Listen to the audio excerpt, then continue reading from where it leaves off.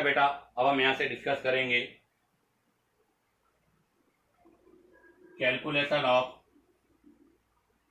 HOC, heat of condensation.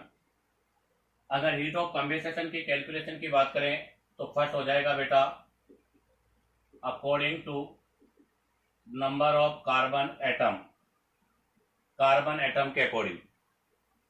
और अगर second की बात करूं मैं तो सेकंड होगा according to stability of compound.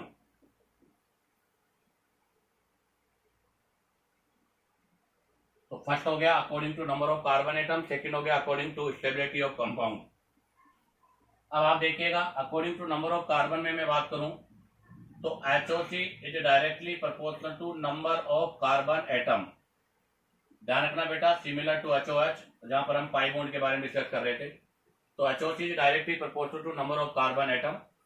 और अगर इसकी बात करें according to stability of compound तो ये आपका कब लगेगा, ये लगेगा if number of carbon atom same, if number of carbon atom same. जैसे वहां पर कह रहे थे number of pi bond same हो, ऐसे ही अगर number of carbon atom same होता है तो ये रूल आपका लगेगा।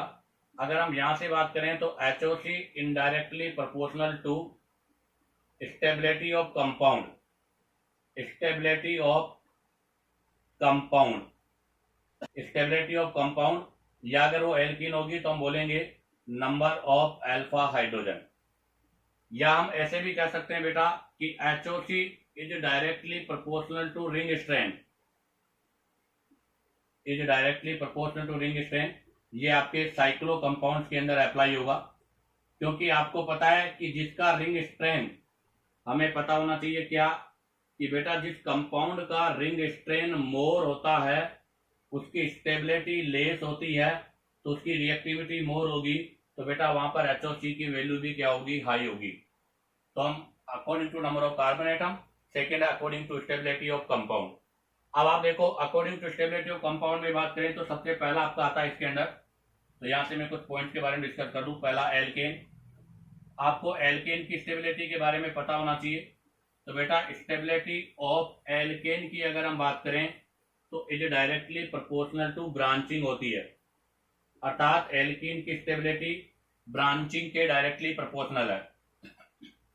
कहने का मतलब क्या है, तो कहने का मतलब यह है बेटा कि अगर आपके पास मोर ब्रांचड स्ट्रक्चर होगी,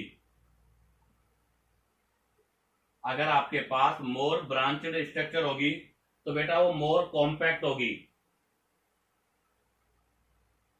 या सिमेट्रिकल होगी। अगर वो मोर कॉम्पैक्ट होगी तो बेटा वहां पर साइज क्या होगा, लेस होगा। अगर बेटा साइज लेस होगा तो कन्फर्म है रिपल्सन क्या होगा, कम होगा।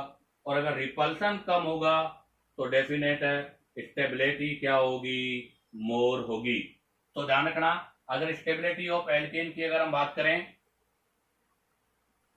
तो बेटा हमेशा आपके ब्रांचिंग के डायरेक्टली प्रोपोर्शनल है एल्केन में। तो नंबर टू अगर एल्कीन में बात करूं मैं तो बेटा एल्कीन के अंदर स्टेबिलिटी ऑफ एल्कीन जो है वो directly proportional to number of alpha hydrogen है। तो यहाँ पर नंबर ऑफ अल्फा हाइड्रोजन पर है। नंबर थ्री, अगर नंबर थ्री एल्काइन की मैं बात करूं तो बेटा एल्काइन के अंदर भी स्टेबिलिटी ऑफ एल्काइन जो है वो भी आपके नंबर ऑफ अल्फा हाइड्रोजन पर, अर्थात एसिडिक हाइड्रोजन पर डिपेंड करेगी। और नंबर फोर अगर साइक्लो कंपाउंड में बात करूं, साइक्लो कंपाउंड अगर है तो साइक्लो कंपाउंड में stability of cyclo compound indirectly proportional to ring strain होगा, क्योंकि जिसका रिंग स्ट्रेन ज्यादा होगा उसकी स्टेबिलिटी कम होगी, और जिसकी स्टेबिलिटी कम होगी बेटा उसका HOC मोर होगा। तो हमें कैलकुलेशन ऑफ HOC के लिए ये पॉइंट आपको लर्न होनी चाहिए, इसी के द्वारा हम HOC की वैल्यू कैलकुलेट करेंगे। अब हम यहाँ से फर्स्ट पॉइंट के बारे में डिस्कस करेंगे। आप चाहो तो यहाँ से इसका स्क्रीनशॉट ले लीजिएगा।